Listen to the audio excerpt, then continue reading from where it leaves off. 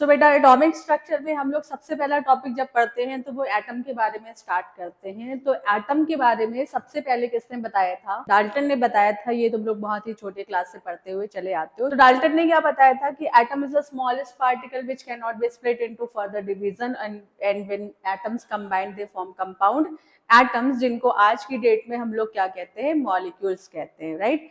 सो वो उन्होंने ये तो बता दिया था कि एटम्स कंबाइन होते तो मॉलिक्यूल्स बनाते हैं, बट वो ये नहीं बता पाए थे कि व्हाई डू एटम्स कंबाइन। ठीक है, तो व्हाई डू एटम्स कंबाइन वो ये क्यों नहीं बता पाए थे? क्योंकि उनके समय पे सबसे छोटा पार्टिकल क्या होता था? एटम होता था। और अगर अब तुम्हें पता हो, तुमने क्लास 10th में भी पढ़ा होगा कि जब दो एटम कंबाइन होते हैं तो उसमें पार्टिसिपेट करता है क्या? इलेक्ट्रॉन। तो उनके समय पे जब इलेक्ट्रॉन डिस्कवर नहीं था तो वो इलेक्ट्रॉन की प्रॉपर्टीज या इलेक्ट्रॉन की कहानी कैसे बता सकते थे? तो अब इसी डिस्कवरी में आगे डिस्कवरी स्टार्ट हुई कि सब एटॉमिक पार्टिकल्स की, राइट।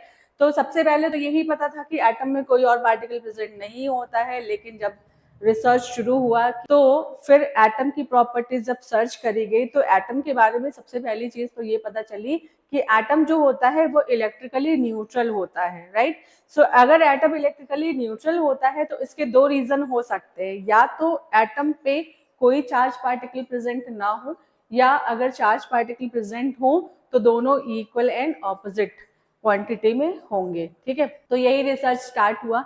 तो इस रिसर्च में सबसे पहले क्या आया? इलेक्ट्रॉन की डिस्कवरी। ठीक है,